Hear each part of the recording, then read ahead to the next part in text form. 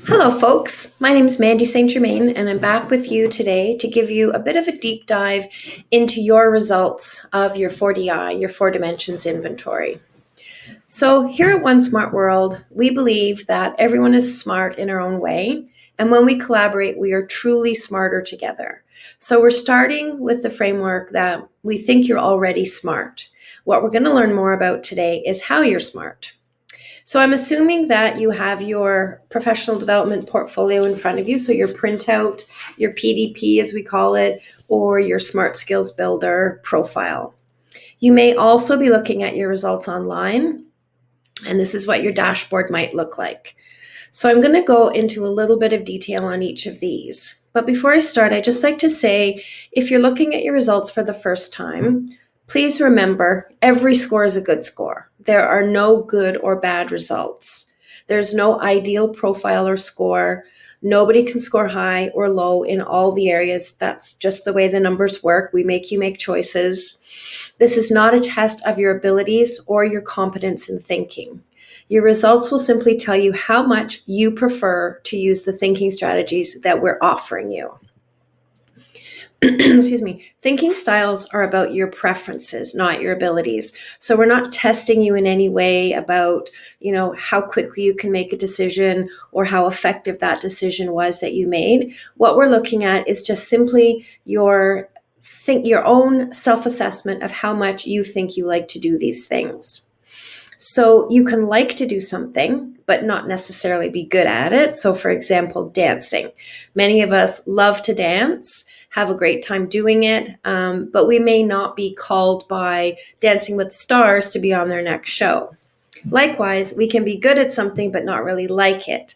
We can be really experts at washing the dishes, have a fantastic system, and be proud of how clean and squeaky our dishes are, but we may not be going to the cupboard to get more dishes out just for the fun of washing them. So we can do it, but we don't really love it. So you'll learn you have more than just one thinking style. So none of us are ever going to be pure any one of these colors. We are all a mixture of the ways that we like to think and act. So we don't talk about you as, oh, you're a green or you're a yellow. We like to think that we're not pigeonholing you, that we are giving you the results of a whole assortment of thinking preferences that you can choose from. And they'll tell us and they'll help you to understand your own personal thinking preferences. So just another note, your thinking styles can change over your lifetime. As you learn more and gain different experiences, your thinking preferences will most likely change. So, things that you might like to not think about, but the ways in which you like to think when you're a teenager or when you're a young adult may change as you get to settling down into a career, taking on different experiences, having different life experiences. Your thinking will change and grow and adapt. Also, you can purposely develop different preferences if you choose to, with deliberate practice, coaching, and efforts to expand your abilities in each of the preferences. And while you may prefer one thinking style over another, the good news is that you can learn to acquire new and different thinking styles. So we like to think it's a bit of a hopeful message. We also know that our brains do grow and change over our lifetime. Probably 100 years ago, even 50 years ago, we didn't realize that we can purposely affect our brains by deliberate work, by coaching. And the more you like to think in a specific way, the easier that way of thinking comes to you. So for instance, if something bad happens and you automatically think negative thoughts, the more easy it is for you to think negative thoughts the next time something bad happens. Versus if you take a step back and you think, okay, I'm going to try to find the positive in this, and you're purposely developing the positive synapses in your brain and creating those neural pathways, the more easily you will be able to think positive thoughts the next time. You're not born in a certain way. You can change and grow. So where we come in, thinking styles are measurable.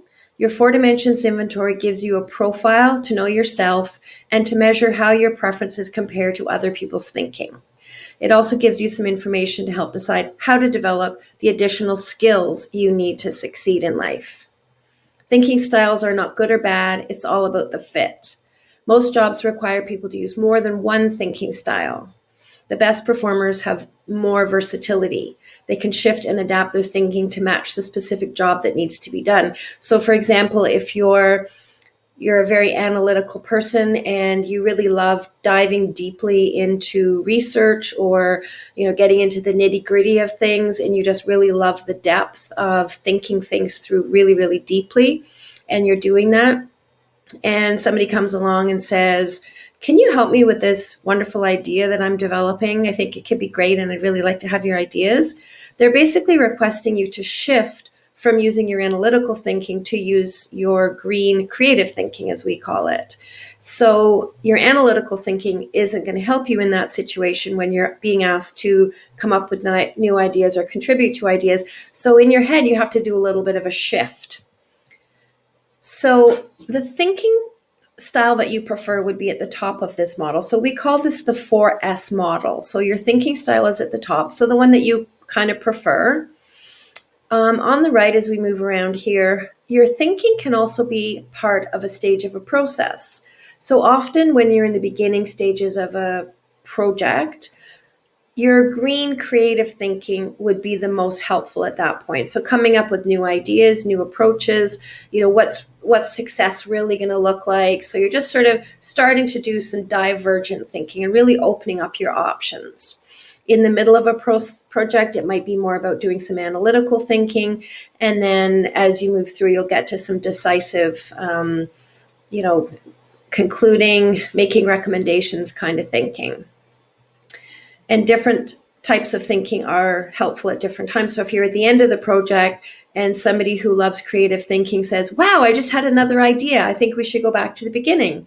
That may not be the most helpful at that point. And that's often when conflict happens. So if you think we need to be in one kind of thinking and one of your friends or colleagues thinks you need to be using a different kind of thinking at that point, there's going to be a bit of a clash. And this is often when clashes happen in the workplace, especially in meetings. So the development of each of these ways of thinking can be linked to skills. So if we're talking about problem solving, for example, we would probably go through the process I just described. We would purposely try to do some green thinking, then some yellow thinking, then some red thinking, which would help us to be able to come at this problem from all angles. And it's a skill. Problem solving is a key skill that we need to have. So putting all of these component pieces together creates a skill. And we can also be in a state of mind. So these days when we go shopping in stores in this pandemic, it's often, there's very many rules and regulations. We often have to move in and get out quickly. So in that state of mind, we might be kind of in a more red state of mind. So that's my experience recently. I'm not high in red thinking by any means. I'm much higher in green and yellow. But when I go shopping, I need to turn on the red in that moment. I need to get in and out quickly. There's no socializing with the other people I might see in there. There's no checking out what are the interesting fruit. Maybe I can use this in a recipe. It's look at your list, get in, get out quickly. And I'm always very conscious that there's other people waiting outside. So I'm typically in red in those situations. So our language. So we've used the metaphor of a traffic light. And hopefully this helps to make the colors that we've assigned to each of the types of thinking a little bit more easy to understand and remember. So green thinking, often when we come to the traffic light that's green, it's full steam ahead. We're hopefully checking to make sure that it's safe, but we go through that intersection quite quickly. Similarly with creative thinking, when people are together being creative, there's often lots of energy, lots of momentum. People are having fun, usually laughing, maybe interrupting, shouting out their ideas. There's a lot of energy when we're using our green creative thinking. In yellow, we're slowing down and understanding. So similar to the traffic light, you're sort of approaching the intersection, looking around, should I go? Will I get caught? Is anybody else doing the same thing? Moving a little bit more cautiously. And when we're trying to understand something, that's often the same kind of thinking that we're applying. We're, taking in information, figuring out how things connect, trying to put the pieces together and gain an understanding of the situation.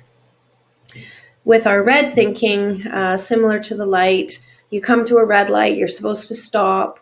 When you're making decisions, you've had some time hopefully to gather some information, to have some ideas. You draw a conclusion, this is what we're going to do. We're going to make a choice of all of our options. We're doing this one thing. You draw a line in the sand and you stop. And hopefully, if you've made a good decision, you don't need to go back and revisit that decision. That's the end of it. You move on to something else after that. So with that in mind, we also subdivide these 3 colors of thinking a little bit further into how we would do each one of those with the left side of our brain and the right side of our brain. So we recognize that the left side of our brain is a little bit more logical, a little bit more linear, and the right side of our brain is a bit more in charge of our feelings and intuition.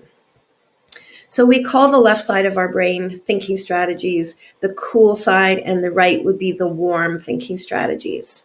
And we do each of those 3 colors a little bit differently depending on whether we're using our logic or our intuition and our emotion.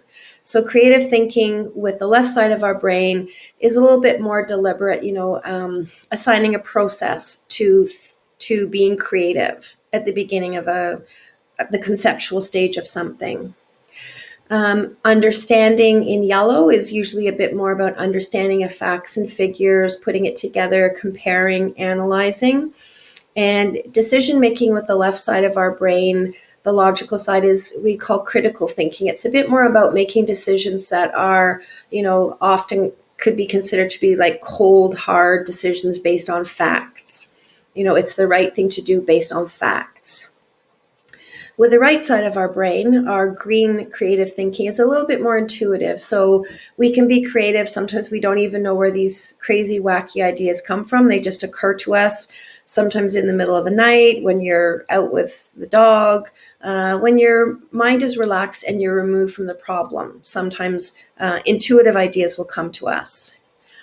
Understanding with the right side of our brain is usually more about understanding of people, thoughts and feelings. Having this level of understanding is helpful in relationships. It helps us to be more compassionate with other people.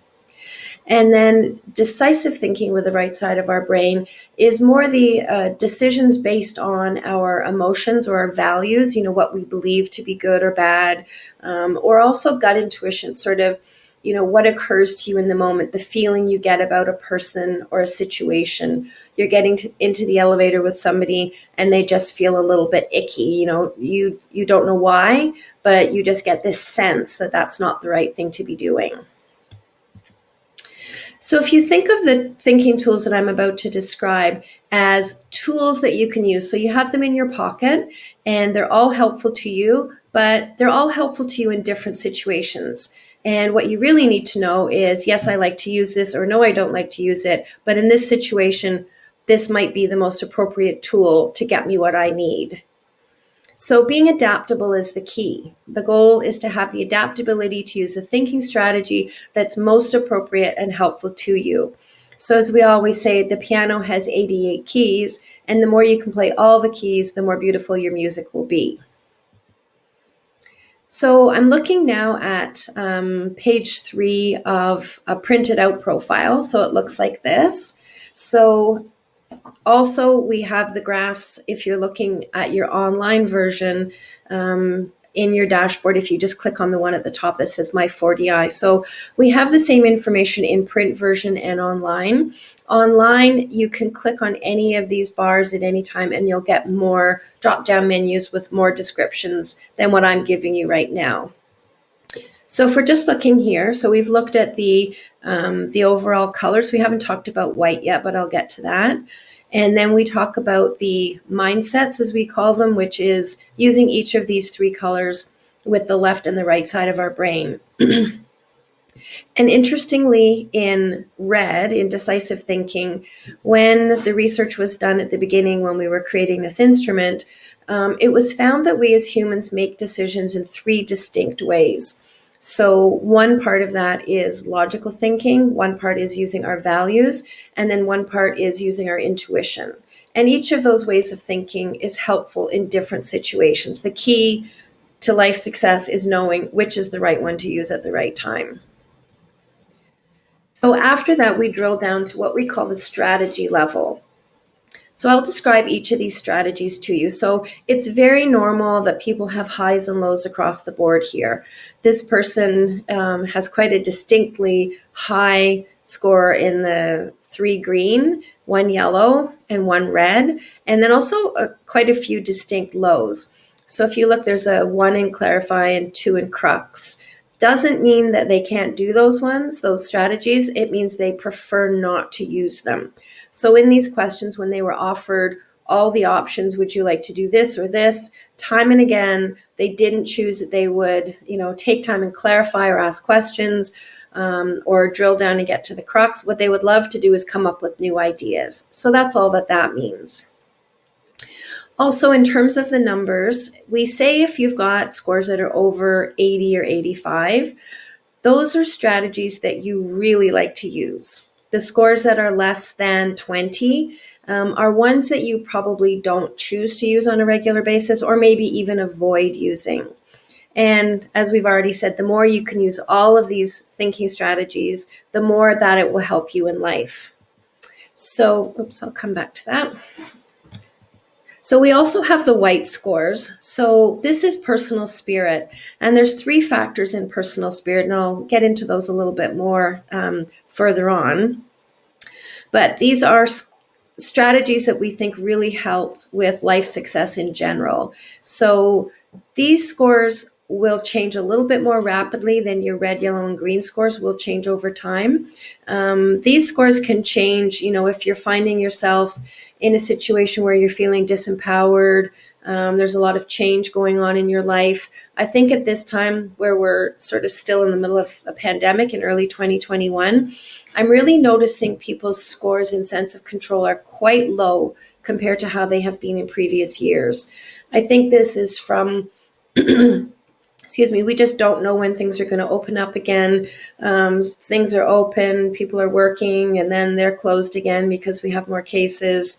Where I am here yesterday, we were in one color, we had certain freedoms, and today it's all locked down again. So we're unable to make decisions about our own lives, or we're unable to achieve our own goals often.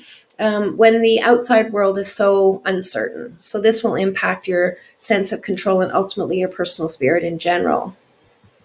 But I'll move on. So if you're looking at your printout profile, you'll see a page like this. And there's brief descriptions what each of the strategies are. And again, if you'd like more information, I recommend you go to your online profile and click on any one of those tabs, and you'll get lots more information. So I'll just take it from the top. So green thinking is the type of thinking that's most helpful when you're needing ideas or options or new ways of looking at things, when you need new constructive options. So we apply this in different ways. So again, it can be a thinking style that you really like to use. It can be a stage of a process, often at the beginning of a process. It can be a skill. So in Canada, we have 5 skills that are seen to be really helpful and important, and that employers are looking for. And this year, for the first time in the top 5, creativity as a skill itself is one of the top 5 skills that we think, given our uncertain life, all that's going on, we need to be able to be creative and find new and different ways of doing things on a regular basis now. And as well, it can be a state of mind. So, if you're relaxing on the weekend or you're on a vacation, you might have time to be, in green. It's your natural way of being, and you can indulge that a little bit in different situations. So I'll look at the strategies here. So the first one we have is brainstorm. So brainstorm is about sort of the random generation of ideas. We're pretty familiar with this. Often when people say we need to be creative, what they're really saying is let's get together and brainstorm ideas. So it's not judging ideas. It's people blurting out ideas. not editing. And often one person will have an idea which will lead to somebody else thinking of something that sort of one springboards another one.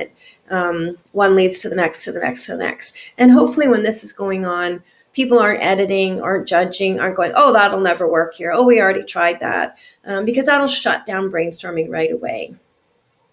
So if we think of an overuse, so if somebody's really high in brainstorm, so they have a score that's over 80, that's something that they really love to do. So when the boss says, let's get together, we need to come up with some new ideas and do some brainstorming, that person's going to love that experience, be able to think in the moment, in the melee of a class or a meeting, and be able to come up with new ideas on the spot. Somebody who's lower in that, so say someone with a score of less than 20, may not be something that they love to do. They may not be able to contribute in the moment. The chaos of the meeting might distract them from being able to come up with new ideas. The next creative strategy is challenge assumptions. So this is about looking for new ways of doing things. So challenging the status quo, challenging how things have typically been done. So if you have a high score in this might mean that, somebody comes to you and says, I think we should do this thing this way. And if you're going to challenge it, you be like, oh, why are we doing it that way? We should do this, or what about this? Or have you thought of that? And an overuse of that, I'd say something over 90, might mean that you might be coming across as challenging the person or challenging their thinking. So it might be helpful if you actually use the language and say, okay, if you don't mind, I'm just going to challenge that. And I think I might have another couple of ideas that might be helpful with that.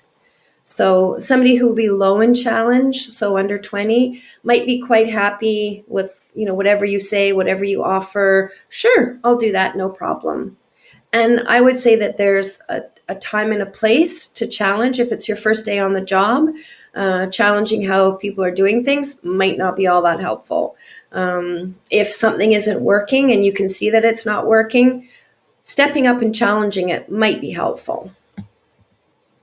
Reframe problems into opportunities. So this one is linked to positive psychology. So it's being able to see something differently, perhaps differently from how other people are seeing it. So you can take something that's happened that's a negative and turn it into something that's a positive. So you can see it in a different light. In this case, you can see the silver lining in the cloud. A high score in this, if you're using reframe a lot,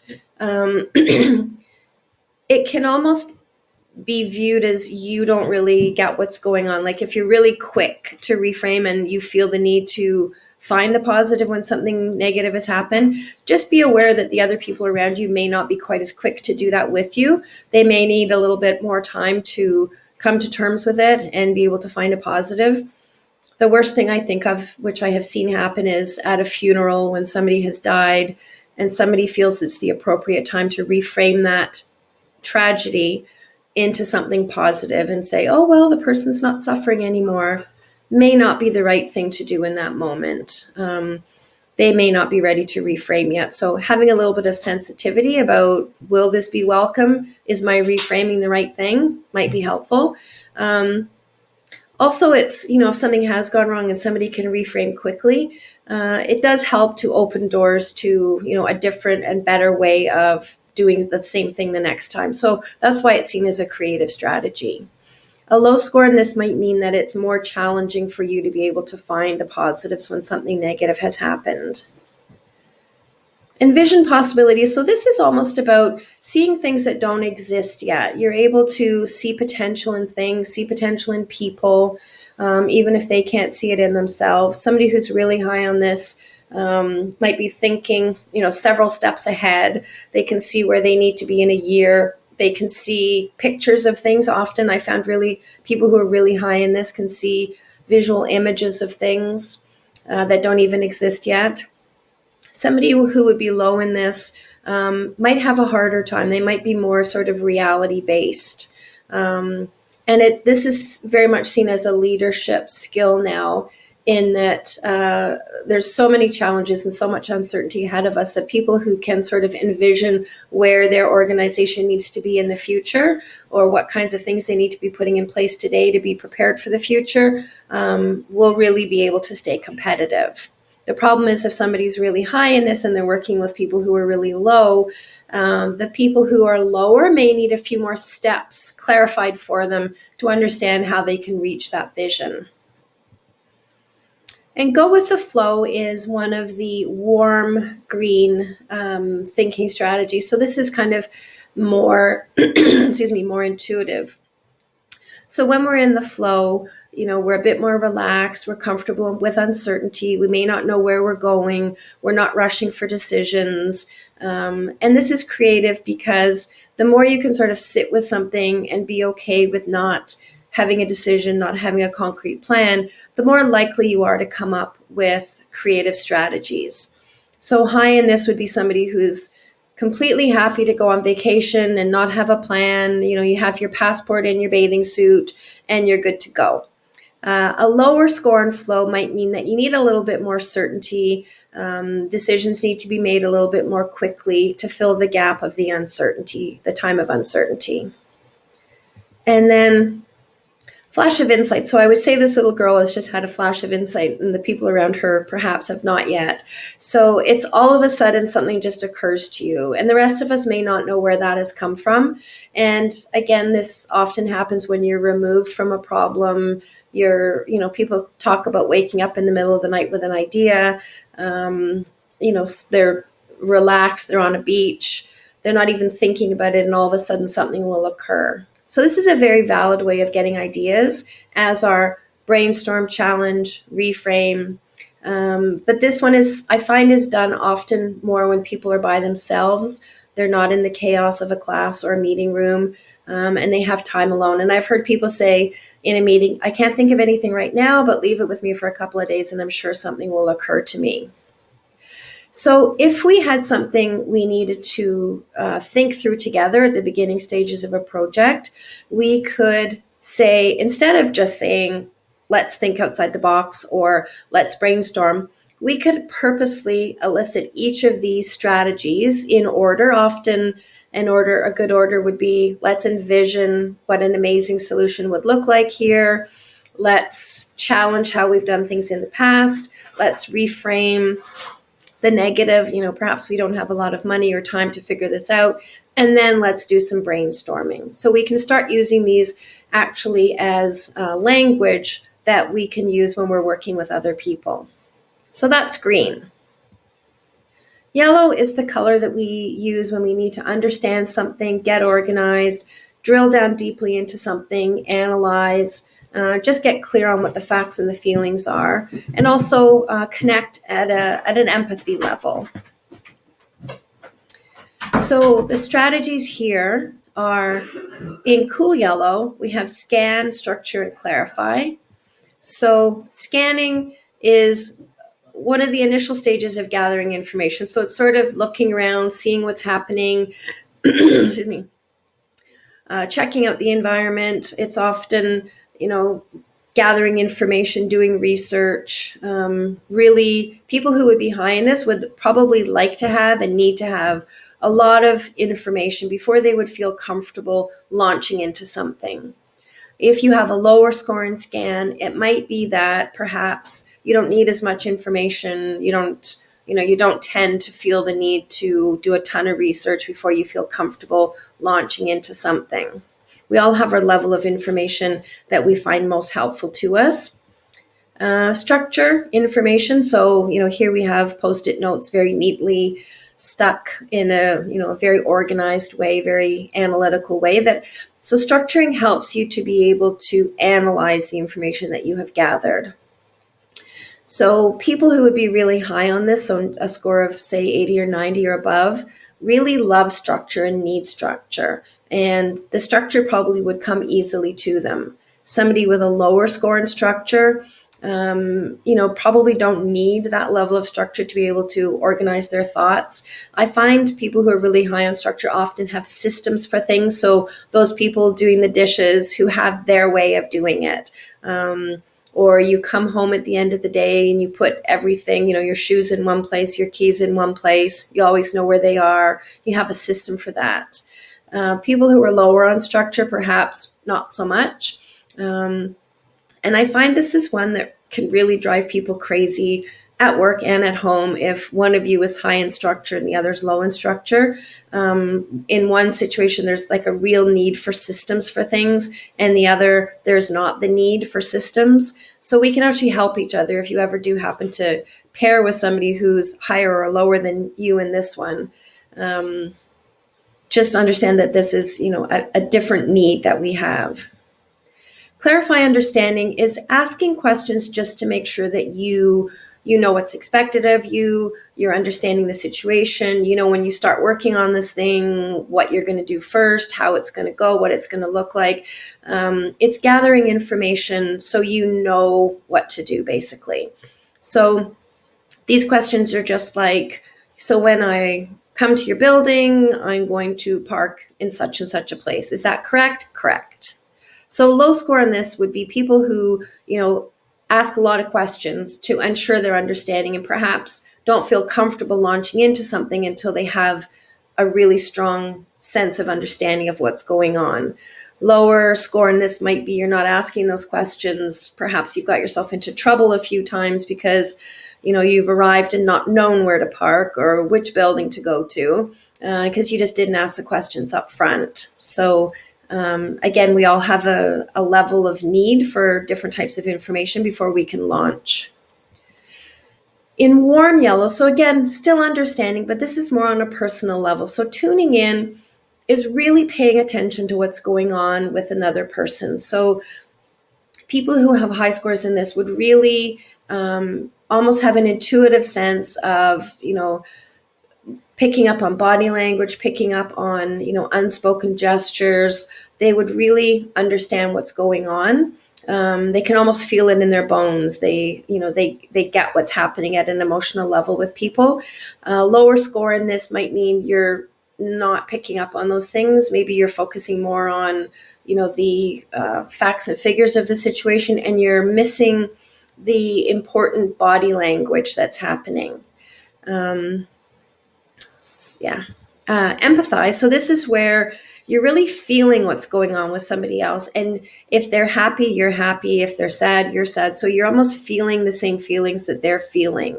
Low score in this would mean you sort of, again, you're kind of missing those cues. You might be able to understand in a brain sort of way, okay, the person is sad. You pick up on that and tune in. But in empathize, you would, you'd pick up on it and feel it with them.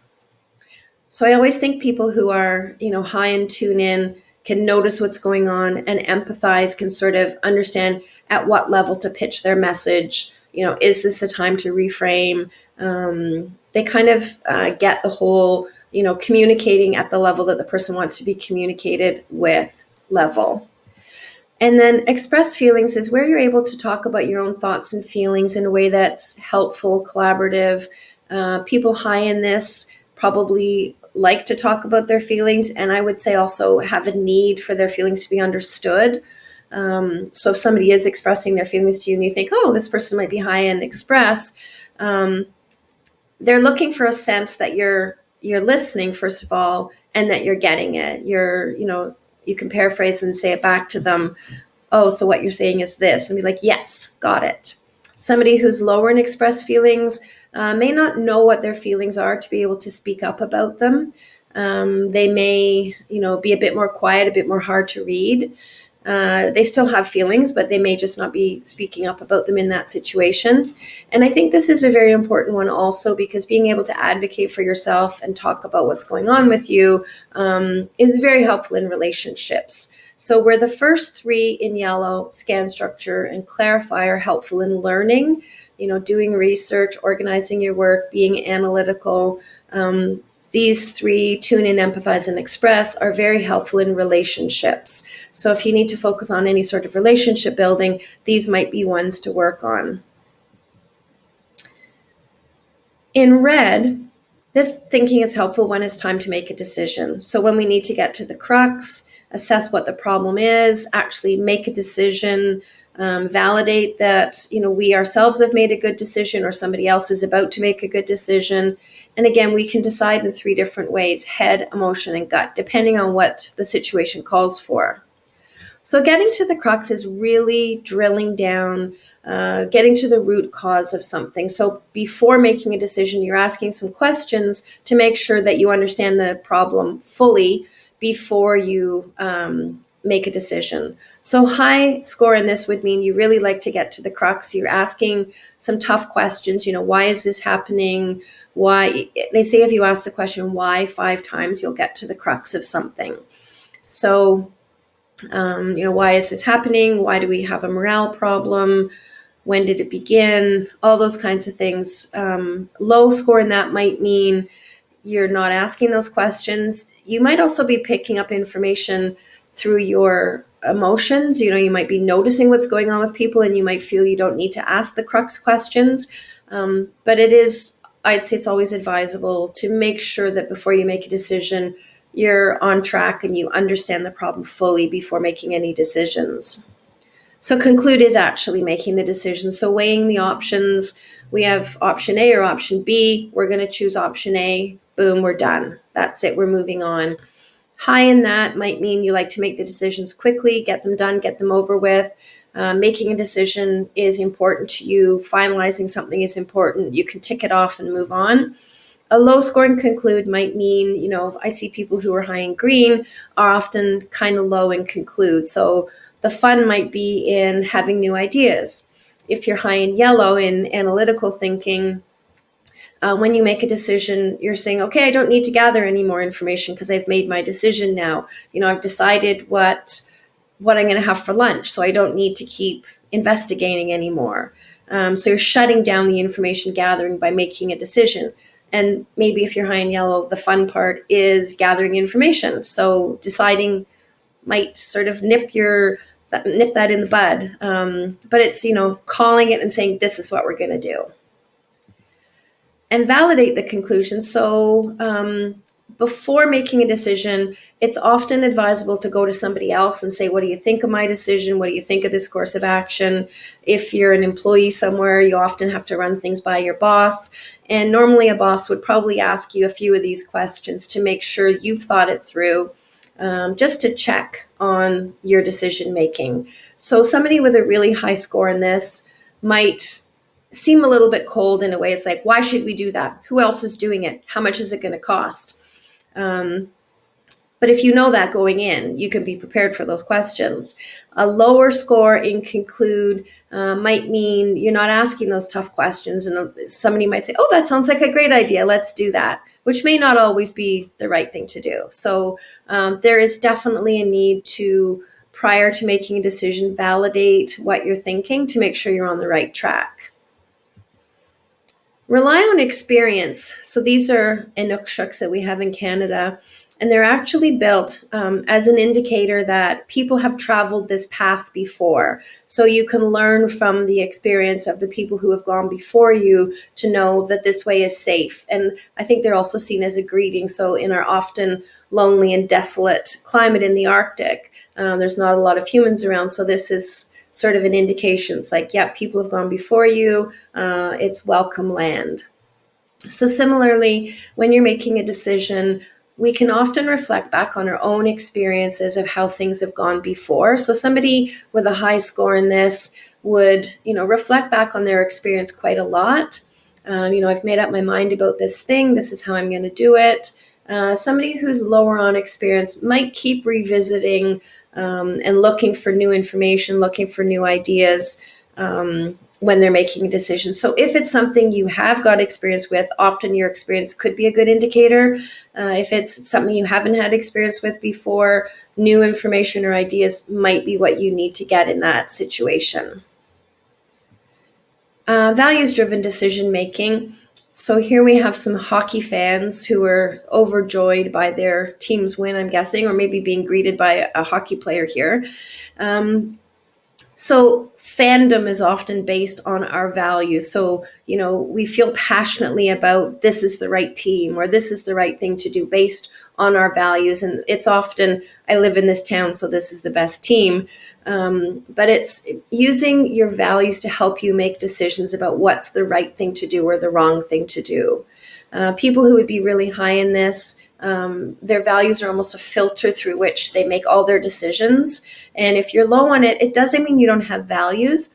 It just may mean that you're not using your values to make decisions. So often in places of work, we ensure that our basic values are met. We're doing good work, working with good people. It's meaningful, it's authentic, and there's integrity there. But our values may not be able to be used in every single decision that we make at work. So somebody who's lower on using their values to make decisions might be okay, in a place where perhaps they feel strongly about recycling, but this place doesn't recycle. It's like, oh, well, that's okay. Somebody who's high in values-driven decision making, that might be a red flag for them and a warning. So values-driven can be very important. And then trust your heart is a way to make decisions when it's a more intuitive way, when perhaps you don't have a lot of information. You're literally going to take a leap of faith and say, I think this is the right thing to do. I have a good feeling. I have a bad feeling. Somebody who's really high on this would be seen to be very intuitive. And I've known people who make decisions based on their intuition, and they say it always works for them. They can actually trust it. People who are lower on this might not feel that that's a reliable way to make decisions, and they might need a few facts before making a decision. But if you don't have a lot of time to gather information, you do sometimes just have to make decisions with what, give it your best shot. This is what I think is the right thing to do. So each of those ways of decision making is helpful in different situations. So sometimes your logic makes complete sense. If you're doing a very logical exercise, if your values can be at play, maybe you need to make a values-driven decision. Sometimes you don't have time to gather anything. You just have to go with it in a second. But even ideally, you would be able to apply each of these ways. So if you're making a big purchase, let's just say, you might want to gather some facts, some figures. You might want to, in your cool red logical decision making, you might want to think about, do I want this thing to be environmentally friendly? Do I want it to be made locally? What are my values telling me there? And then you might also need to get an intuitive sense about the people you're working with or the company you're dealing with and go with it. So again, depending on what's happening, each of these thinking strategies can be helpful to you at different times. The trick is to understand you can use the ones that you're low in, and there probably will be times in life when that might be more helpful to you than the ones that you prefer to use. And with a little bit of deliberate work, you can develop those so that you can rely on them and can use them. So white is the color when we're talking about personal spirit. So this is linked to positive psychology. So we have three factors here. We have outlook,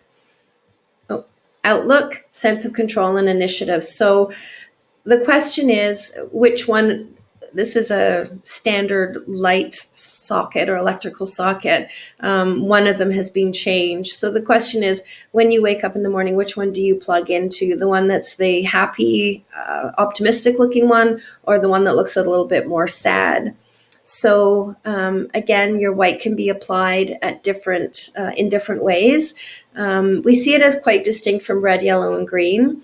It gets at different parts of who we are. And in terms of it being a state of mind, ideally, when you're confronted with some sort of a problem or challenge, you would approach it in a positive way in the beginning to say, we're really lucky that we have this problem we have to solve. And then at the end, okay, who's going to step up and take some initiative now? So it can come in a couple of places in stages of processes.